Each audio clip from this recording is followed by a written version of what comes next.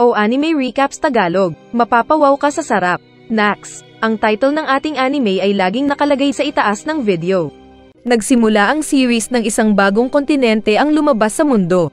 At dahil bago ay maraming explorer ang nais puntahan ito para maghanap kung sakaling may kayamanan. Pero may kasamang mga halimaw ang kontinente. Ilang mga siga ang nakakita ng halimaw. At ang yayabang ng mga ito na gagawing practice target ng bago nilang lakas. Pero nang tignan sila ng surveillance robot at ng isang rescue officer, ay tigok pala silang lahat. Ang ating bida ay si Inyo na isang angler at trabaho nitong matulungan ang mga explorers ng bagong kontinente. Kasama niya ang babaeng nagngangalang Zero. Minsan ay pinuntahan sila ni Kurikuso na nagpapatulong dahil nang magpunta ang mga magulang at kapatid nito sa Magmel, ay ang kuya lang niya ang bumalik. Pumunta ang mga ito sa isla para hanapin ang lunas ng sakit ni Kurikuso. Nakabalik ang kapatid pero wasak na ang moral nito. Naghanap siya ng mga bagong kasama at muling nagpaalam kay Kurikuso pero nagbago na ito. At dahil hindi na nakabalik ang kapatid ay kinakailangan ng bata ang tulong ng pandak nating bida. Dahil naawa sila ni Zero ay agad nilang sinamahan si Kurikuso na sumakay ng chopper patungo sa Magmel. Nakarating sila ng Magmel at sumakay pa sila ng kabayo na tanging hayop na naging maamo sa Magmel. Masaya si Kurikuso dahil nagawa niyang mag-explore. Pero ang tunay nitong gusto ay maging isang Locter. Isang tao na may kakayahang lumikha. Bigla siyang nanghina sa daan kaya pinakain siya ng bida ng pinagbabawal na prutas. At kahit rare ito ay ibinigay na lang ito ng bida sa bata. May nakita silang tao na may insekto sa ulo at nagpapatulong. Naaawa si Kurikuso. Kaya ipinakita ng bida na mayroong mga halimaw na nagbabantay sa lalaki, at ginawa lang nila itong pain. Sinabi ng bida na wala siyang makukuhang bayad kapag niligtas ang lalaki.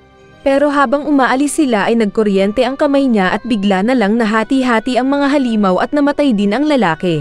Sa daan ay sinabi ni Zero gamit ang radyo na mayroong mga halimaw na paparating. Kaya sinabi ni Inyo na maiwan muna ang bata.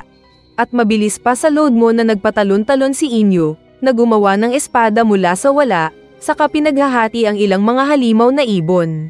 May nagbalak kainin siya pero natalian na niya ito ng nakakasugat at naging karne ang halimaw. Saka nagliparan paalis ang mga natira. Nakita naman ni Kurikuso ang kuya na kanyang sinundan. At ipinakita ng kuya ang halamang apona na matagal na nilang hinahanap. Nakita ng bata ang maraming buto sa paligid ng halaman. Saka kumuha ng buto ang kuya niya at sinaksak siya bigla sa likod. Sinabi ng kuya na tao daw ang kailangang abono ng apona. At dahil hindi sapat ang nanay at tatay nila ay kaya siya bumalik para kumuha ng dagdag tao. At lahat sila ay ginawang abono. Dahil sa dugo ni Kurikuso ay lumabas ang buto ng apona na mabilis kinuha ng kuya. Pero dumating ang late na bida na agad binigyan ng first aid si Kurikuso. Nabuhay pa panandalian ang bata na hiniling kay Inyo na palayain ang kapatid sa kahangalan nito. Saka nagpasalamat sa experience dahil kay Inyo. Sinuntok ni Inyo ang kuya na alam niyang naapektuhan ng epekto ng Magmel na ginagawang sakim ang tao. Kinain ng kuya ang apona kaya lumakas at sinapak si Inyo na naitapon. Pero agad itong bumalik at siniko ang kalaban na naitapon ng malayo. Saka nasaksihan ng kuya ang pagtalo ni Inyo sa ere na napagtanto niyang Locter. At natigok ang kuya. Saka inayos din ng bida ang himlayan ni Kurikuso. Isang observation post ang inatake ng mga malalaking oso ng Magmel. Kaya nag-alala ang mga scientist na pinag-aaralan ng isla. Pinuntahan ni Emilia ang opisina ng mga bida. Dahil naalala niya ang bilin ng ama na hanapin si Inyo kapag may nangyari sa kanya. Pinagbuksan siya ni Zero na nakitang malaki ang boobs niya kaya nainis. Pero sinamahan pa rin patungo kay Inyo. Nang malaman ni Inyo na scientist ang tatay ni Emilia ay ayaw niyang tulungan ang babae. Kaya naiinis si Emilia na tumayo na sinabayan din ni Zero. Pero muling umupo si Emilia at hiniling ang tulong ng bida na pinagkamalan niyang Shuin. Naalala ng bida si Shuin saka sinabing hindi siya ito. Ngunit tutulungan niya ang client. Magkasama sina Emilia at Inyo na nagpunta ng paliparan na may koneksyon ang tatay ng babae. At sinabi niyang nakababata niyang kapatid si Inyo para madali silang mapasakay sa chopper. Samantala ay nag-exercise ang naiwan na Zero. Saka tinignan ang boobs baka sakaling lumaki gaya kay Emilia. Pero balot Pinoy pa rin ito. Agad siyang naghanda ng screen at ng surveillance robot para masuportahan si Inyo. Samantala ay walang epekto ang bala sa mga oso na may sungay. At madaling napatay ang mga sundalong bantay. Kaya naisip ng tatay ang anak na si Emilia. Sa chopper ay nagbriefing ang leader na delikado ang mga bear kapag nagagalit dahil nagiging bakal ang balat nila. Pero pupulbusin lang nila ang mga ito pagdating sa facility. Ipinaliwanag ng bida na mag-ingat pa rin sila dahil daan-daang libong tao ang namamatay sa magmel at kasama na ang mga sundalo. Pero sinabi ng isa sa mga ito na mind your own business. Saka sila nagtawanan na iniisi-isi ang bida. Pagdating ng chopper sa facility ay agad nitong pinagrarat-rat ang mga kawawang oso na namatay. Sinabi ng boss ng mercenary na gawa sa kakaibang metal ang bala nila. Pero napatanong ang bida kung bakit umaatake ang mga bear sa facility na iyon. Nagsibaba ang mga sundalo at habang nagparachute ay pinagbabaril pa nila ang mga oso. Kalaunan ay nag-report ang mga ito na naubos na ang mga kaaway. Kaya masaya ang boy labo na negosyante. Nagsalita si Zero na sinabing naroon na. Kaya ipinakita ni Inyo ang footage ng pagdating ng Godzilla na tinawag nilang Gargan. Naamoy daw kasi nito ang dugo ng mga oso kaya patungo ito doon. Pinagbabato sila ng Gargan kaya tigok ang mga sundalo sa baba. At para maligtas ay pinagbabaril ng chopper ang mga tinapong bato ng Gargan. Biglang nahulog ang bomba na secret weapon ng mga sundalo. Kaya nakita ni Inyo ang mukha ni Boy Labo na pinagpawisan. Saka sinabi nito sa piloto na umalis na sila. Nagtanong si Emilia kung paano ang mga kasama. At sinabi ng boss na patay na sila. Binuksan ni Inyo ang pinto at tinawag si Emilia. Sumama naman ang babae at ligtas silang tumalon dahil sa robot ni Zero na hinawakan ng bida. Samantalang umalis ang chopper sakay ang nagtatakang Boy Labo kung sino ang bida. Sa lupa ay nakita ni Emilia na gumawa ng turret si Inyo para sa missile. At sinabi sa babae na ayusin ang missile. Saka mabilis na umakyat ng mataas na bahagi ang bida at sinabihan ng mga scientist na palayain ang mga hawak nilang bata. Kung gusto nilang maligtas. Nakita siya ng tatay ni Emilia at pinagkamalang si Shuin. Kaya pumayag sila sa nais ng bida at inutusan ng mga kasama na palayain ang mga hostage nila. Samantala ay paparating na ang malaking halimaw, kaya inutusan ng bida si Emilia na paliparin ang missile. Ginawa nga ito ng babae kasabay ng paggawa ng bida ng malaking kamay na bakal at tinulak ang kaiju. At nabutasan ng malaki ang katawan ng kaiju na namatay. Inakala ni Emilia na namatay ang bida at napaupo sa lupa. Ngunit biglang dumating si Inyo dala ang isang payong. Saka pinalaya din ng scientist ang mga baby bear. At lumabas ang mga ito na nakita ang mga kawawang namatay na mga magulang. Umakyat ng chopper si Inyo at ngumiti sa walang silbing Boy Labo. At pumasok din si Emilia na ikinasaya ng ama. Pagkatapos ng ilang araw ay sinabi ni Emilia sa bida na hindi na magtatrabaho ang ama sa magmel. At naibalita pa sa news na nasira ang chopper na bumagsak at dinala ng hospital si Boy Labo. Sa opisina ay nanood ng bidding sa ibong Adarna sina Inyo at Zero. At nakita nilang binili ang magandang ibon ng 1 bilyong halaga. Kaya nagtaka sila kung anong gagawin nila sa pera kung sakaling sila ang magkapera ng bilyon. Saka nagulat sila dahil lumabas sa pinto ang taong may hawak ng ibon. Ito si Daysam na humingi ng tulong nila para hanapin ang nawalan niyang kaibigan. Mga immigrants daw sila sa magmel noong hindi pa strikto ang pagpunta doon. At naglaro doon bilang bata si Daysam. Laruan nila ang mga insekto na mayroong mga lason na kanilang pinaglalaban. Pero nang minsan na maghanap sila ng mga poisonous na insekto para paglaruan, ay nalason ang mga kaibigan niya. At dahil natakot siya noon ay iniwan ng mga kaibigan at inilihim ang pangyayari. Hanggang matigil ang migration at bumalik sila at sa paglipas ng panahon ay naging mayaman si Daysam at binili ang ibon. Dahil may kakayahan ang ibon na tanggalin lahat ng epekto ng lason. Sinabi ng bida na patay na ang mga kaibigan niya. Pero dahil magbabayad kahit magkano ang matanda ay pumayag din si Inyo na magbigay serbisyo. Nagpunta sila ng isla kasama pa rin si Daysam. At naalala daw ng matanda ang feeling pero mas mahina na siya kumpara noong bata pa. Sinabi ni Inyo na hindi garantisado na iligtas nila ang mga kababata niya. Saka dumating ang android ni Zero at sinabing may halimaw sa malapit. Na-pick up niya sa radar pero hindi pa nakita. May nakita silang halaman na sinabi ng bida na lason.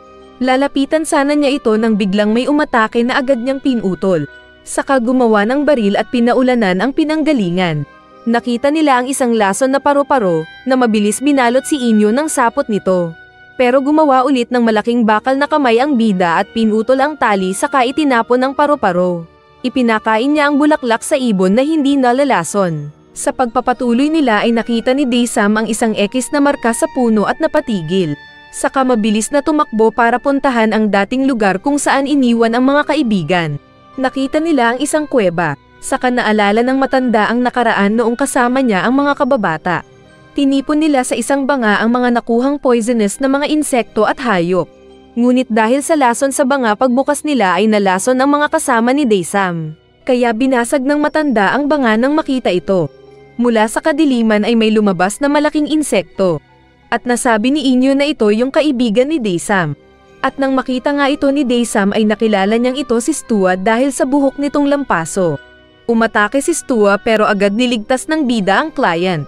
Lumapit si Daesam na nagpapakilala, pero muling umatake si Stua nang bigla siyang pigilan ng malaking paniki. Saka nakita ni Daesam ang paniki na may eyeglass kaya napagtanto niyang ito si Stein. Inakala niyang niligtas siya nito pero umatake din sa kanya. Pero mas mabilis si Inyo na niligtas siya ulit. Nakita nila ang paglalaban ng dalawang malaking halimaw. At nais silang ibalik ni Daesam gamit ang ibon. Pero dahil sa labanan ng mga dambuhala ay naitapon ang kulungan. Dahil makulit ang client ay natabig tuloy ng isang halimaw si Inyo. Pero tinawag ni Daesam ang mga kaibigan sa kanilang pangalan at humingi ng tawad dahil natagalan siya. At namukan siya ng mga ito kahit tumanda na. Nagtanong si Daesam kung paano matutulungan ng ibon ang dalawang kaibigan. Kaya ipinaliwanag ni Inyo na nakakapagtanggal ng lason ang dugo ng ibon para sa mga tao. Pero hindi effective sa mga insekto. At wala na silang magagawa pa para sa mga kaibigan ni Daesam. Dahil hindi na mga tao ang mga ito. Sinundan nila ang mga halimaw sa labas ng kuweba.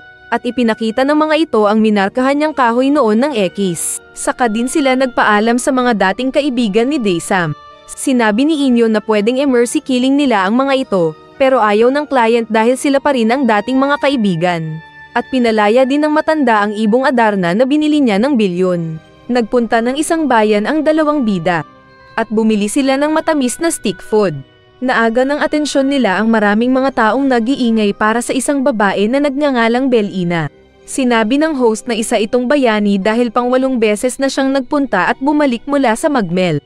Sinabi ni Belina na nais daw niyang magligtas ng maraming mga bata na nasasagasaan ng digmaan. Kaya babalik ulit siya sa Magmel ng isa pang beses. Kaya nag-cheer ulit ang mga tao. Pero nang tignan ni Zero si Inyo, ay sinabi ng bida na hindi miracle worker si Belina, kundi ay isang Bloody Mary. Dahil dito ay nag-search si Zero patungkol kay Belina at lahat ng nakita niya online ay good report. Pero napaisip siya sa sinabi ni Inyo. Nagpunta siya ng simbahan na tirahan ni Belina at nag-spy gamit ang robot. Nakita niya ang isang bata na niyakap ang babae at mahal daw ito. Saka biglang tumingin si Belina sa robot niya. Pag-uwi ni Inyo ay nakita sa PC ang na-research ni Zero patungkol kay Belina. Kaya naalala niya noong magkasama sila ni Shuin. Narinig nila ang sigaw ni Belina na nilalapitan ng isang halimaw. Tutulong sana si Inyo, pero sinabi ni Shuin na siya na. Dahil matibay ang halimaw na iyon. Kaya pinuntahan ni Shuin ang halimaw at ng babae at nagpahabol-habol sa halimaw na walang tigil na nais siyang kainin. Gumamit ng malaking libro si Shuin at ginawang bookbinder ang halimaw panandalian. At nang makabalik sa sarili ang halimaw ay pinukpok ito ni Shuin ng malaking libro kaya nahilo. Nagpasalamat si Belina kay Shuin, saka mabilis ding umalis sina Shuin kahit na ayaw pa sana ni Inyo. Pagsapit ng gabi, at nang nakita ni Inyo na tulog na si Shuin, ay umalis siya para balikan si Belina. Ngunit nagulat siya sa nakita. At nasabi ng bida na dapat itong tawagin na Belina the Devil. Maraming mga tao ang nagpunta ng opisina nila para mag-request na iligtas si Belina.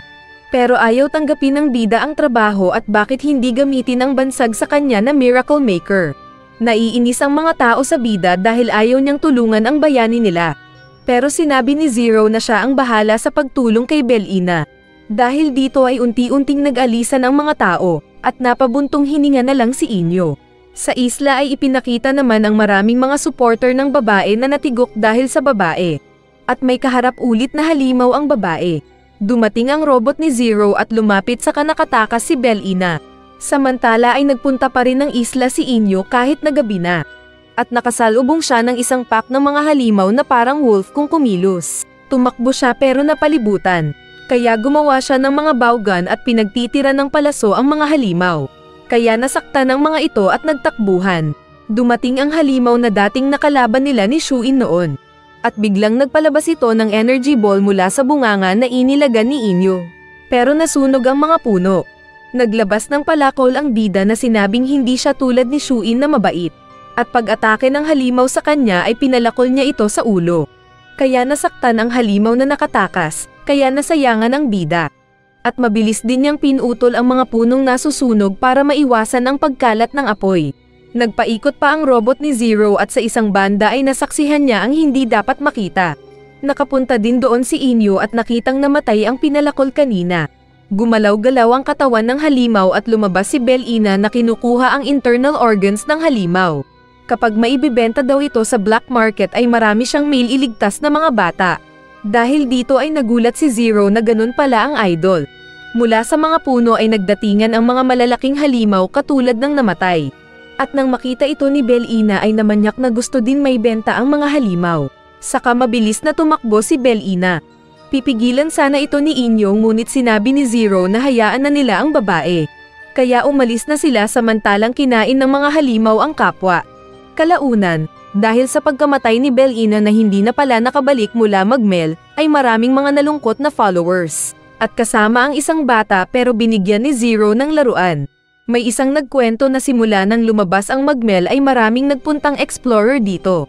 Kasama na ang mga pirata, hunters, mahilig sa exotic food, at mga mahilig sa anime recaps. At karamihan sa kanila ay kinain ng buhay. Saka ipinakita si Denden na nakabaon sa lupa ang mga paa. Isa rin pala siya sa mga na-stuck sa magmel dahil hindi nag-like ng post natin dito. Naramdaman niyang may dumating na malaking galit na halimaw. At kumukulo pa ang tiyan nito. Natuluan pa siya ng laway. At dahil sa takot ay naihi na lang si Denden, na sumuko na para kainin ng monster. Pinakita ang nakaraan nang nagpunta sina Inyo at Zero sa store ni Denden at masayang binati ng bida ang lalaki. Ngunit hindi ito masaya na makita si Inyo dahil kada darating si Inyo ay nalulugi siya. Noong unang beses na bumili sa kanya ang bida ay binayaran lang siya ng 1,000 sa dapat sana ay 4,000. Saka ginamit pa ni Inyo ang power kaya nagliwanag ang granada at nasaktan ang mata ni Denden. Sinubukan din siyang bayaran ng peking handwritten na pera. At maraming nagiging rason si Inyo na nangyayari sa store niya sa bida kaya nakaka-discount si Inyo. Ngunit ng araw na iyon ay handang-handa na daw si Denden. Nag-set up na siya ng mga kamera sa kahit anong anggulo. Para kung may anumang kalokohan ni Inyo ay may re-record. Pero nang magbayad si Inyo ay nagulat si Denden dahil card ang ginamit ng bida at hindi peking pera. Saka masayang nagpaalam si Inyo kasama si Zero. Ngunit paglabas ng dalawa ay nakita ni Denden ang pagkakahulog ng karatula niya sa pinto. Sasabihan niya sana ang dalawa pero napunit ang pantalon niya. At saktong nahulog ang karatula sa ulo ni Zero. Pero sinabayan ito ng babae ng peking dugo. Saka nagdrama ang dalawa na kunwari tatay ni Zero ang bida. Namamatay daw ang babae kaya nais magtawag ng ambulance ni Denden. Ngunit tinignan siya ng masama ni Inyo saka humingi ng discount. Kaya binigyan niya ito ng 90% discount. Pero pag alis ni Inyo na buhat-buhat si Zero, ay nakita niya ang babae na tumingin sa kanya na nangloloko. Kaya napaiyak ang merchant. Pero muling tumayo na sinabing pupunta na lang ng magmel para makipagsapalaran. At narinig ito ng mga hindi masayang bida. Nagsara ng pwesto si Denden para magpunta ng magmel. Sumakay siya ng kanyang taktak. Pero nagulat siya paglingon dahil nakita na naman sina Inyo at Zero. Sumakay daw ang mga ito dahil open seat ang nasa likod niya. At pinagbigyan na lang ni Denden ang dalawa nang sinabi ng mga ito na magpahatid pa uwi. Dahil hindi nila inakalang masasayang ang oras dahil sarado na siya. Sa isang crossing ay sinabi ng dalawang lockter na mabagal daw ang sasakyan na bagay sa driver nitong matanda na at malaki ang tiyan. Kaya nainis si Denden na gustong magpabida na hinahanda ang tok-tok para sa mabilis na pagtakbo. Pero hindi niya alam na pinutol pala ni Inyo ang preno at bumaba ang mga ito. Kaya pagka green light ay mabilis na nagpatakbo si Denden, pero nakita niyang wala na yung dalawa sa likod. At nang sinubukan niyang magpreno sa isang crossing ay hindi gumana ang brake. Tapos nakita niyang parating na yung truck na kumukuha ng virgin para dalhin sa ibang mundo para maging slime. Pero joke lang yun dahil imagination lang yun ng manyak na author. Pero mabuti na lang at kahit nabangga ang tok-tok niya ay hindi siya napunta sa ibang mundo. Kaso ay dumiretso siya sa isang bangin at nahulog sa tubig. Hindi siya marunong lumangoy kaya tinapunan siya ni Inyo ng salbabida at naligtas. Pero nang makita niya ang dagat ay naalala niya ang magmel. Kaya muling naging seryoso si Inyo at Zero. Bumili ng private boat si Denden gamit ang pagloan. Maglalayag na sana ito sa magmel pero nagulat nang muling naroon si Inyo at Zero sa kanyang barko. Nagkalkal ang dalawa sa gamit niya at nakita ang ilang pagkain at armas. Kaya sinabi ng dalawa na parang kriminal na tumatakas si Denden. Pero sinabi ni Denden na huwag silang pakunwari dahil suki nga sila ng shop niya. Gumawa si Inyo ng granada gamit ang Lockter skill nito. Saka sinabing bumibili siya ng mga armas para mapag-aralan ito at makagawa ng duplicate gamit ang Locting skill. At nahihirapan siya kapag close si Denden. Saka ibinigay ang granada kay Denden na walang pin, sabay alis ng bangka. Nataranta naman si Denden na hinagis ang granada sa bangka at tumalon sa dagat. Kaya nang sumabog ang granada ay kasamang nalunod ang mahal niyang private boat. At nakita ni Denden ang langit kaya nasabing ito ang magandang ruta. Kaya kumuha naman siya ngayon ng paraglider at sinimulan ang paglipad sa ere. Ngunit habang nasa ere ay muling nagsalita si Inyo na lumilipad dahil sa robot. Kaya gulat ulit si Denden na natatakot sa kalokohan na naman ni Inyo. Gumawa nga si Inyo ng malaking electric fan at binugahan ang paraglider ni Denden. Kaya siya nag-crash at muntik mabangga ng isang truck. Pero nakaiwas siya at nahulog sa likod ng truck. At kasama niya doon ang maraming mga baboy. Pero ang twist ay sa magmel pala ang punta ng truck. Kaya nasa magmel si Denden na kakainin na ng malaking pagong. Sa isip niya ay mas maganda na lang nanatili sa shop. Kakainin na sana siya ng pagong nang bigla itong mawala. At paglingon niya ay buhat-buhat na ito ni Inyo. Saka na welcome ni Inyo si Denden sa teritoryo nitong magmel. At hinatid din siya pauwi sakay ng chopper. Nakapanood ng mga pusa si Zero at dahil cute ang mga ito ay gusto niyang mag-alaga. Pero pinagbawalan siya ni Inyo dahil hindi daw sila pwedeng mag-alaga ng hayop. Naintindihan naman ito ni Zero, pero napatanong kung anong hayop ang nasa sombrero ni Inyo. Kaya naalala ng bida noong kasama pa niya si Shuin. Nang may kakalabanin sana siyang halimaw at hindi makagawa ng armas gamit ang lock, ay sinabi ni Shuin na siya na ang bahala. At siya ang lumaban sa malaking buwaya. Sinabi kalauna ni Inyo kay Shuin na hayaan na siyang lumaban dahil nakakagawa na siya ng kutsilyo. Pero sinabi ni Shuin na hindi pa ito sapat. Saka umalis ang lalaki. Naglalakad minsan si Inyo nang makakita ng mga adventurers na namatay dahil sa pagsimplang sa paghunting. Nakakita si Inyo ng isang may sungay na pusa. Nagalit noong una pero nagawa niyang mapaamo. At naroon lang pala si Shuin na binabantayan siya. Pinangalanan ng bida ang pusa na Toto. Sinubukan niya itong gawa ng badge nang nasugat ang kamay ni Inyo.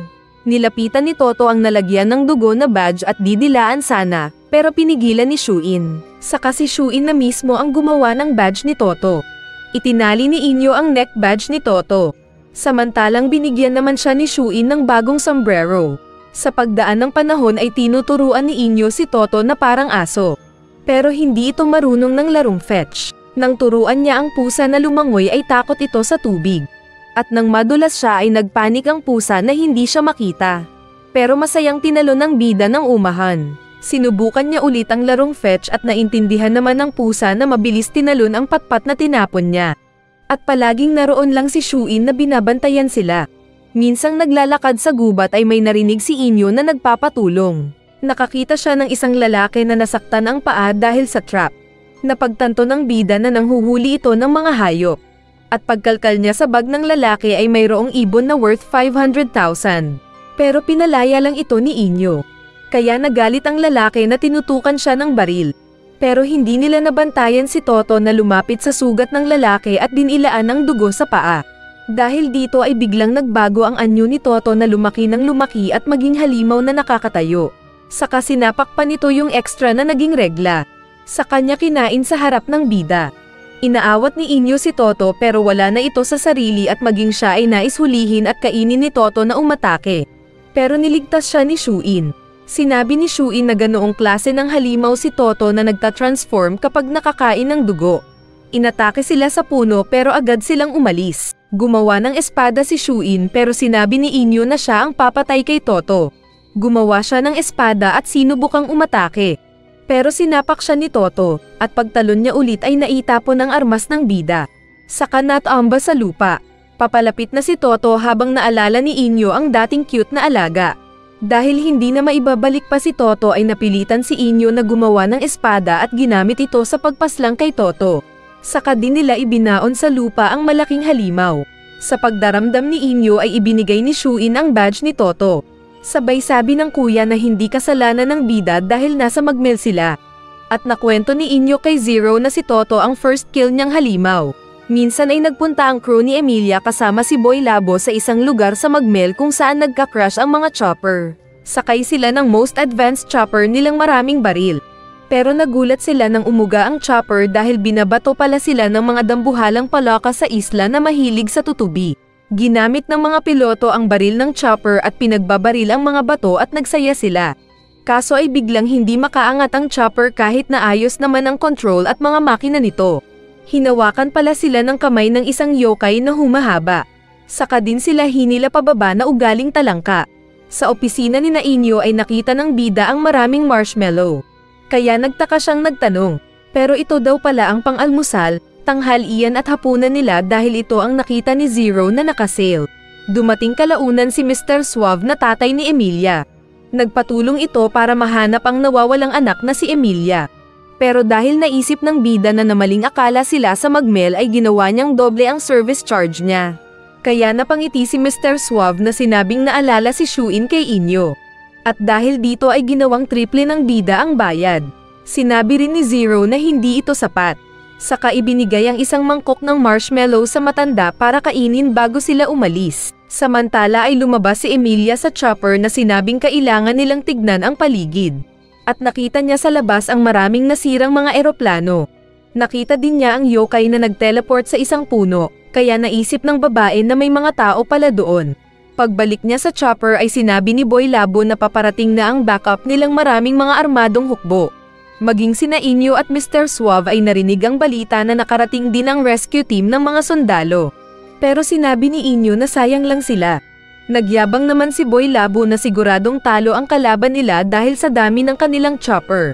Pero biglang bumagsak ang isang chopper dahil sa pagbuga ng palaka ng mga bato.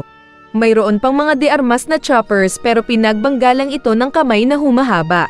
Saka pinaguntog ang iba pa kaya lahat ng rescue choppers ay nawasak. At hindi makapaniwala si Boy Labo. Nakita nila ang paglapit ng mga malalaking palaka kaya pinaghanda ni Boy Labo ang mga sundalo. Saka nasabi kay Emilia ang patungkol sa mga katutubo ng Liger na tinawag nilang Erin. Lumabas si Emilia na naalala yung tao kanina. At nakita din siya sa CCTV ni Zero at nainggit ulit sa boobs na malaki. Sinabi ni Emilia sa mga sundalo na ayaw ng mga Erin ang mga armas. At pinagbawalan ng mga ito na saktan ang dumating.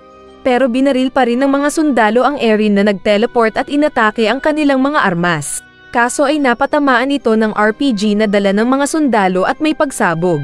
Pero hindi namatay ang Erin at sa halip ay tinanggalan ng armas ang mga mercenaries. At ligtas pa rin sila kasama si Emilia. Nakita ni Zero na tinignan ng Erin ang chopper ni Inyo.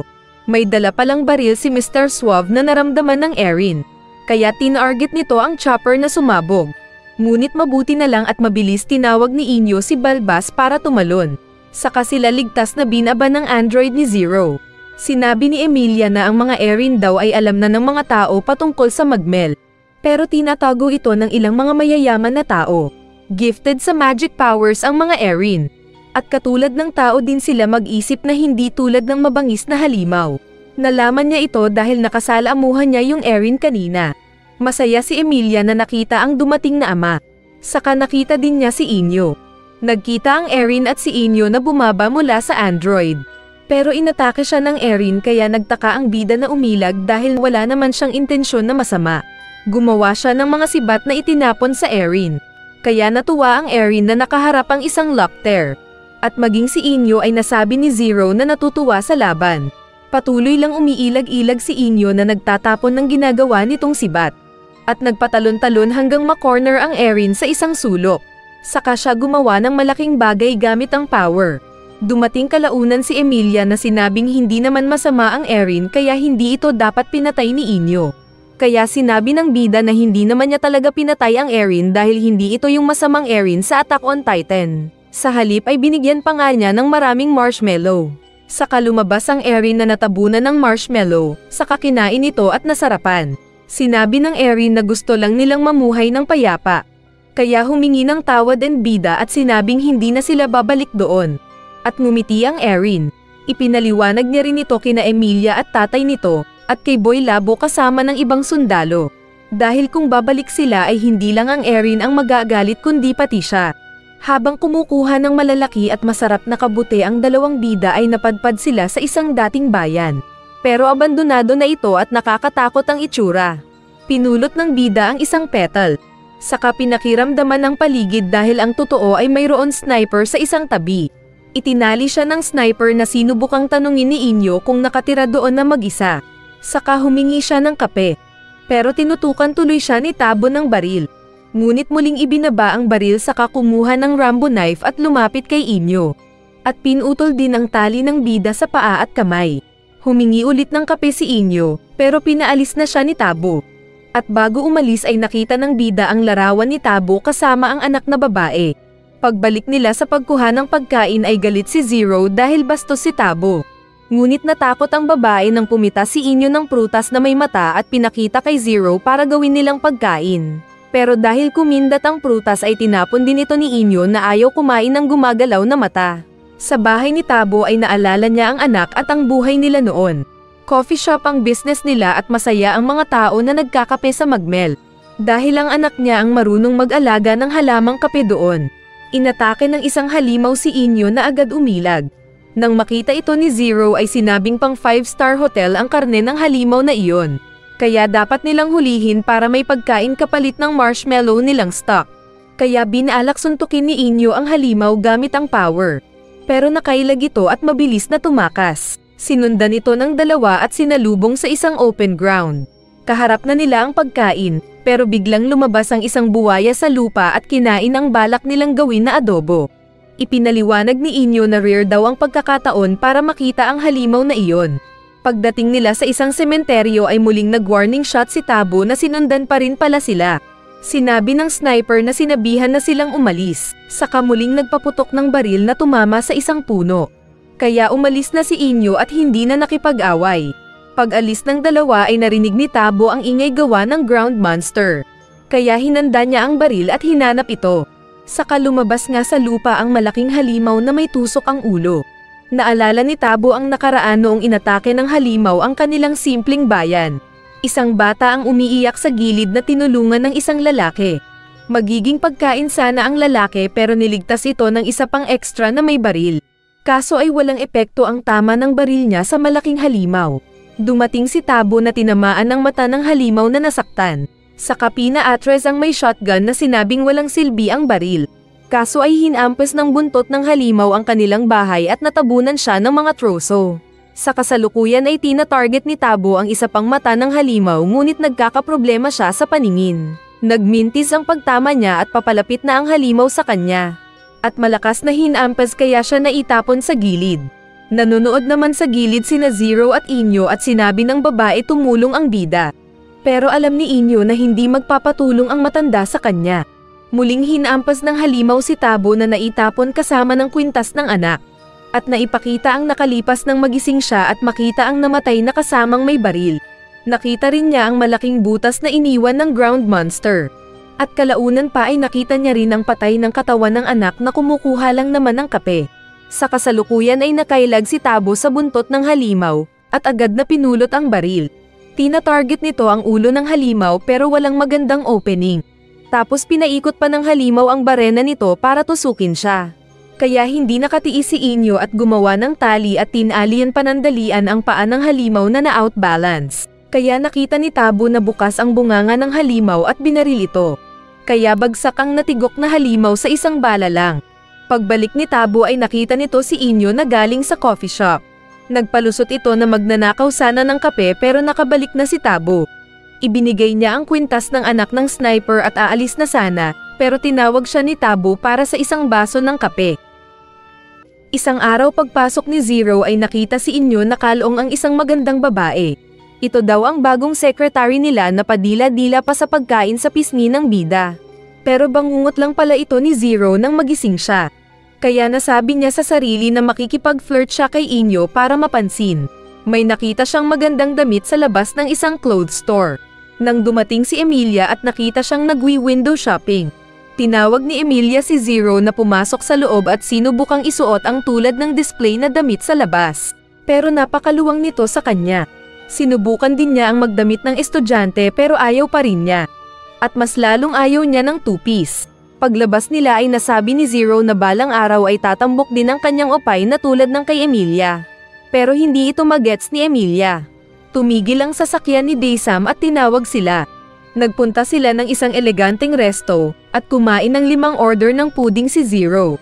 Nasabi ni Emilia na nais daw maging eleganteng babae ni Zero. Kaya naisip ni Daysam na bakit hindi niya subukang palitan ang kanyang hairstyle. Ayaw sanang magpatulong ni Zero pero sinabi ni Daysam na nais niyang makabawi sa kanila ni Inyo. Nagpunta sila sa parlor ng blondie na Diwata. At na-challenge daw si Diwata na mag-design. At gumawa siya ng iba't ibang hairstyle design para kay Zero. Mayroon pang nakadekwatrong buhok. Pero ang nagustuhan niya ay ang black hair dahil naalala niya yung secretary sa panaginip. Nagandahan sila, kaso ay napansin ni Daysam na kulang si Zero ng height. Kaya agad silang nagpunta kay Denden para bumili ng gamot na pangpatangkad. Napansin agad ni Denden ang boobs ni Emilia pero sinabi ni Zero na isusumbong siya. Mayroon daw pangpatangkad na gamot na alam ni Denden. Pero nasa magmel ito. Saka ipinakita ang isang uri ng kahoy na namumunga ng pangpatangkad. Dahil sa nakita ay pinilit ni Zero si Denden na magpunta sila ng magmel para kumuha ng bunga ng puno. Ayaw sana ni Denden ngunit ipinakita ni Zero ang isang granada na defective daw. Nagpunta din sila ng swimming pool ni Daysam at doon ay biglang natuyo ang tubig. Saka lumabas ang isang chopper ni Daysam. Ngunit nagtanong si Emilia kay Zero kung hindi ba nila sasabihan si Inyo. Pero sinabi ni Zero na magpunta na sila. Pagpunta nila ng magmel ay alert na alert si Denden na maraming dalang armas. Pero sinabi ni Daysam na mag-lunch muna sila. Saka lumabas ang mga alalay nito na naghanda ng mesa. Saka din sila kumain sa gitna ng disyerto. May dumating na depakpak na musang. Agad na inilabas ni Denden ang baril para i-apply ang ginawa nitong pagsasanay. Para maging gwapo daw siya kay Emilia at main love sa kanya at main joy niya ang siopaw nito. Tinutukan niya ang halimaw, pero bigla itong pinakain ni Zero ng carrot at patatas dahil herbivore daw ito. Naglakbay pa sila at kawawang Denden dahil siya ang tagabuhat. Sinubukan pa niyang tignan ng malapitan ng puwet ni Emilia pero nadulas tuloy siya ng tulay. Kalaunan pa ay nakita nila ang puno na may prutas na may paa. Binuhat ni Emilia si Zero at kumuha sila ng isang bunga. Pero natamba sila kay Denden. Agad na pinakain ni Zero ang prutas kay Denden. At inakala nitong walang nangyari, pero pagtayo niya ay bigla siyang naging mahaba. Sa kanilang pagpapatuloy ay pinakain pa nila si Denden ng pampalaki ng ulo. At pangpahiganti. Pero pagod na sila at hindi pa natatagpuan ang hinahanap na prutas. Biglang lumindol at natakot sila nang makakita ng higanteng suso na matapang. Pinagbabaril ito ng mga butler ni Daysam pero walang epekto ang bala. Saka napalo ang mga tauhan ng mayaman. Mabilis namang kinuha ni Denden ang crossbow at pinatamaan ang suso, pero kasing tigas ng bakal ang katawan nito. Kinontrol din ni Zero ang android para lumaban pero maging ito ay natabig ng halimaw. Nagdura ng magic vine plant ang suso sa paligid nila, saka ito tumubo na naging kulungan ng mga bida. Ito pala ang plato ng monster na eksakto sa kanyang bunganga. Tigok na sana sila, nang maitapon bigla palayo ang halimaw. Saka lumitaw si Inyo na binati sila. Kasama nito ang tatay ni Emilia na piloto ng chopper at agad nilang pinuntahan ang naitapon na suso. Nagpatalon-talon si Inyo sa ere at nagpapahabol sa suso. Subalit nahihirapan siya na mabaliktad ang suso sa shell nito. Samantalang nag-isip naman ng paraan ang iba pa para makaalis ng kulungan. Hinawakan nila si Denden para pakainin ng nagpapalaking prutas. Nakakain nga si Denden at lumaki kaya nasira ang kulungan. Napaatras naman panandalian si Inyo sa isang bangin. Muling pinakain ni Emilia si Denden ng isa pang klaseng prutas, kaya naging mahaba ang paa nito at sinipa ang suso. Ngunit natamba siya dahil hindi pares ng paa ang naging mahaba. Nilapitan siya ng suso na nais kagatin ang ulo. Pero pinakain pa siya ni Emilia ng prutas na nagpapalaki ng ulo, kaya tinusok ng ulo ni Denden ang nabaliktad na suso. At sinamantala ito ni Inyo na gumawa ng malaking kamay na bakal at hinulag sa halimaw. Kalaunan ng dalawa na lang sina Inyo at Zero, ay nagdahilan ang babae na sinabing nagpunta sila ng Magmel dahil sa libro ni Denden. Saka natawa si Inyo dahil siya pala ang nagbigay ng libro kay Denden at peke daw ito. Napalaban si Inyo sa isang halimaw ngunit napatulog din niya ito. At nagpasalamat ang mga researchers na client ng bida. Habang nag-uusap sila ni Zero ay nakarinig siya ng tawa. At nang tignan ay galing ito sa isang lalaki na yakap-yakap ng sawa na dalawa ang ulo. Sinabi ni Robert na isa siyang researcher sa maliit na porsyon ng Magmel na iyon. At marami siyang mga kakaibang nilalang na ipinakita kay Inyo. Mayroong dragonfly na metal ang pakpak. Mayroong naglalakad na isda. At mayroong bahay ng mga ibon. Na pinakain pa niya ng uod. Isang manok na halaman ang nakita ni Robert na gustong habulin. Pero alam ng mga bida kung ano itong nilalang. Kaya agad nilang pinigilan ang lalaki at naligtas ito nang magbuga ng lason ang manok na flower. Saka hinabol ng halimaw ang itinapon ni Inyo na poppy seed para kainin ngunit bigla din itong naglaho. Pero umalis pa rin ang manok na bulaklak. Nag-usap sila kalaunan at nasabi ng bida kay Robert na parang marijuana ang tama ng lason ng manok na bulaklak. Nakakahay pero hindi heaven kundi halimaw sa impyerno ang makikita ng nahay. Nagpasalamat si Robert sa pagliligtas sa kanya ng dalawa. Saka sinumbong ang mga nakitang kakaibang nangyari sa mga hayop na parang pinaglaruan ng mga adik. Samantala sa isang banda ay naroon ang vlogger na si DJ Z at kasama ang cameraman na si Baby Fat. Itinali nila ang isang hayop at ginawang dartboard ang tiyan nito habang live sa YouTube. Kaya natigok ang hayop na mukhang dartboard. Sinabi ni DJ Z na hindi pa sapat ang nagawa nila. Nakita nila ang puno na tirahan ng mga ibon.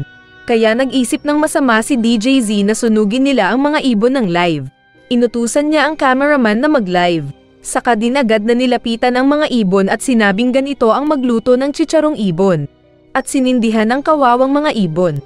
Nakita ng mga bida ang usok. At pagdating nila sa puno na kinaroroonan ng mga ibon ay nakitang natupok na ito. Naalala ni Robert kung paano niya niligtas ang mga ibon doon. Tapos sinabi pa ni Inyo na hindi natural ang sunog kundi ay may nagsadya na sunugin ang mga ibon. At mabilis lumipad ang Android ni Zero para mag-scout. Nag-search online si Zero at nakita ang mga ogreish na upload ng dalawang vlogger. Nakita niya kung nasaan na ang mga ito na agad ni-report kay Inyo. Sinabi ni Inyo kay Robert na nakita na nila ang kinaroroonan ng mga vloggers. Kaya inilabas nito ang kutsilyo at mabilis nilang pinuntahan ang mga vloggers. Galit na sinaway ni Robert sina DJ Z at Baby Fat na sinabihang magbabayad sa pagpatay sa mga ibon. Pero ipinagpilitan ni DJ Z na katulad ng mga pagkain na manok ang mga ginawa niya sa ibon. Nilitsyon niya pero hindi kinain. Saka nagtanong kay Robert kung hindi kumakain ng litsyon manok. Na sinagot ni Robert na oo saka natahimik. May nakita pang lizard si DJ Z na naglalabas ng oil bilang pawis. Ginamit nito ang sirang utak at sinabing sunugin nila ang lizard ng buhay. Saka sinindihan ng lighter at nagapoy ang maliit na dragon. Dahil dito ay mas nagalit si Robert na tinakal si DJ Z saka naglabas ng kutsilyo at pinagsosorry ang sira ang utak.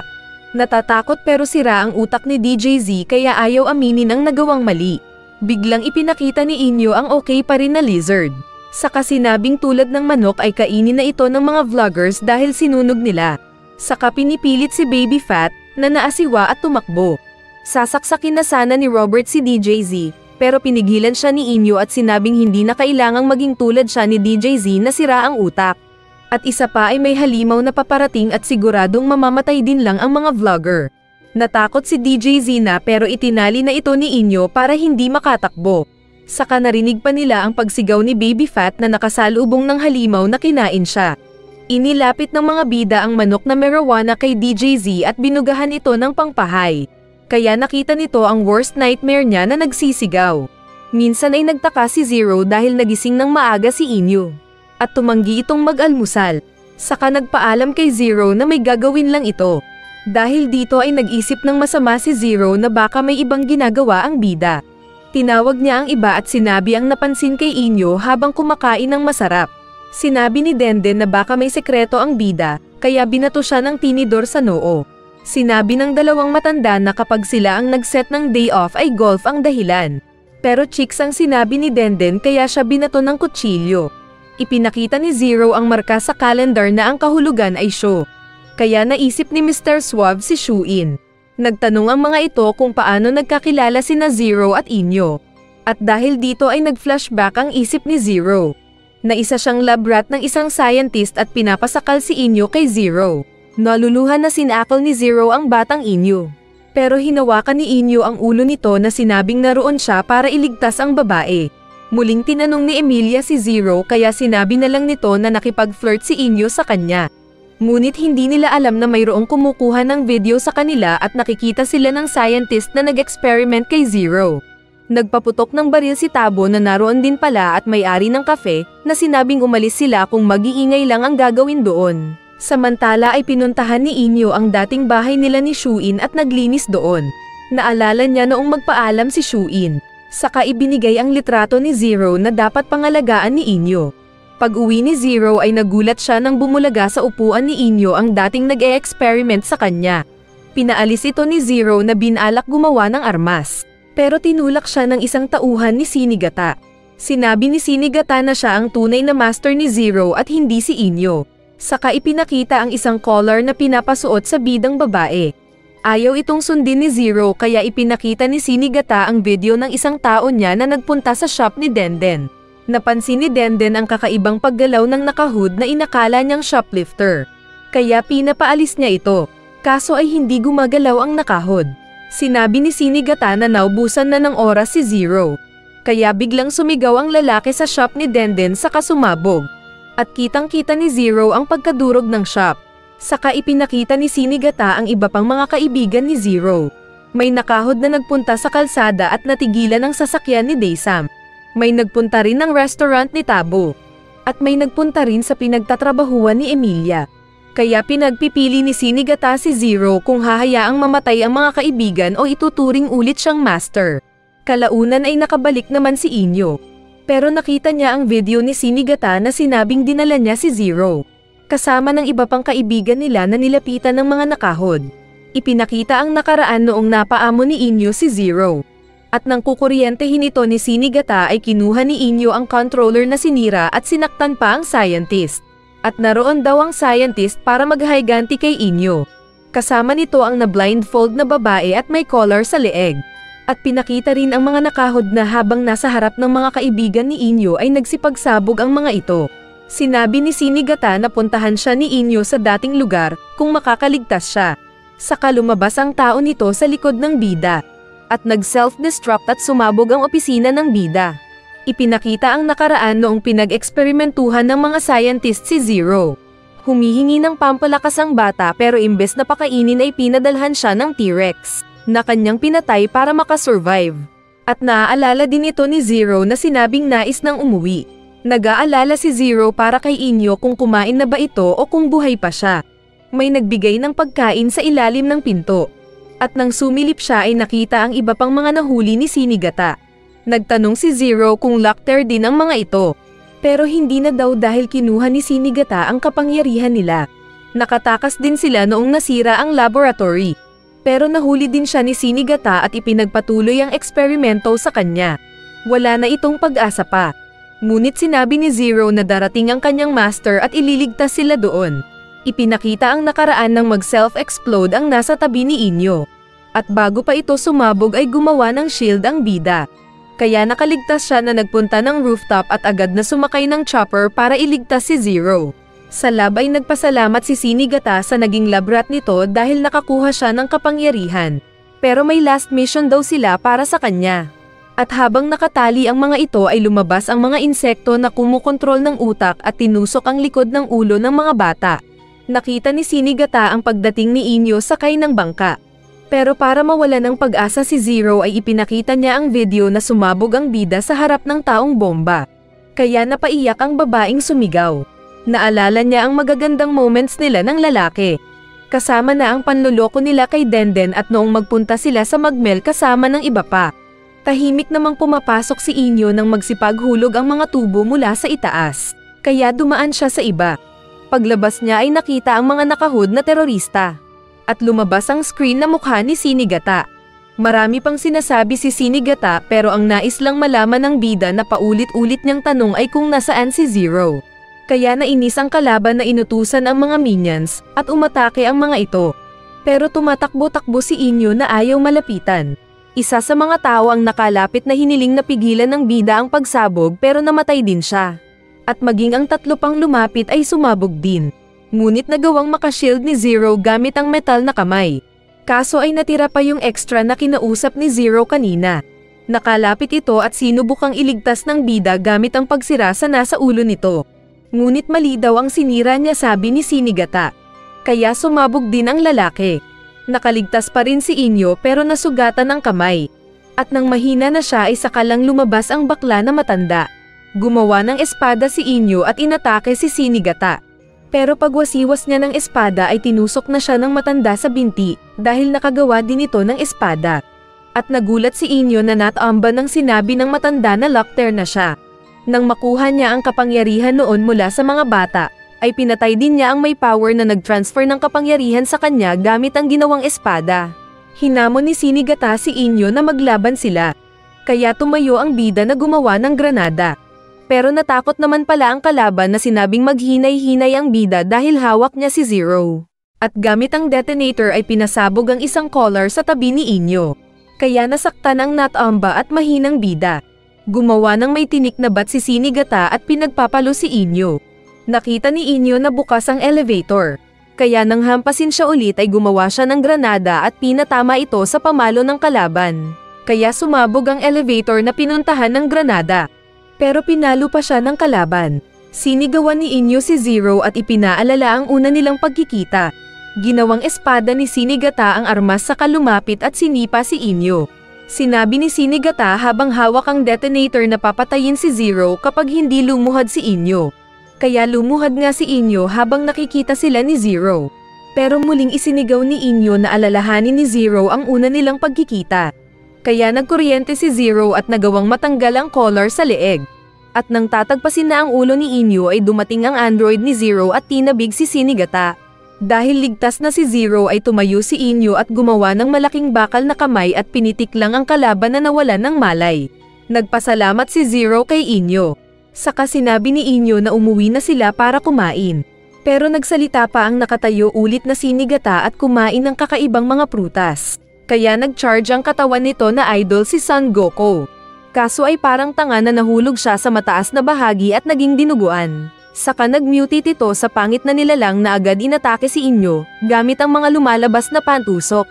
Agad na tinagpas ni Inyo ang ulo ng kalaban. Pero muling naging mukhang germs ang kalaban na mabilis tinutusok ang tumatakbong bida. Natamaan ang paa ni Inyo na nahulog pero sinalo din agad ni Zero. Inutusan ni Inyo si Zero na dalhin siya sa rooftop at lumabas na ito at alam na ang gagawin. Saka nag-ilaw ang mata ni Inyo kaya agad sumunod si Zero. Lumilipad ang android na hawak ang bida samantalang hinahabol ito ng malaking germs. Nakalabas si Zero na kinontrol ang ligtas na paglipad ni Inyo palabas ng malaking LSC. Akala nila kung ayos na, pero sumabog ang rooftop at lumabas ang pangit na kalaban. Binalak nitong mahuli si Inyo gamit ang pangsultok, pero nakailag ang bida. Gumawa ng malaking martilyo ang kalaban na pinalo si Inyo. At akala niya kung panalo na siya. Ngunit nakagawa pala ng mas malaking mga kamay si Inyo mula sa itaas. At gamit ang mga kamay ay sinampal ang naipit na kalaban. Kaya sumabog ang buong laboratory. Samantalang nakabangka naman sina Inyo at Zero. Natigilan bigla si Zero dahil naisip pala nito ang ibang mga kasama na sumabog. Kaya kinausap sila kalaunan ng mga nakaligtas na mga kaibigan. Nakatakbo sina Emilia at tatay nito. Disaster-proof naman ang sasakyan ni Daysam. At may proof shelter naman sa restaurant ni Tabu.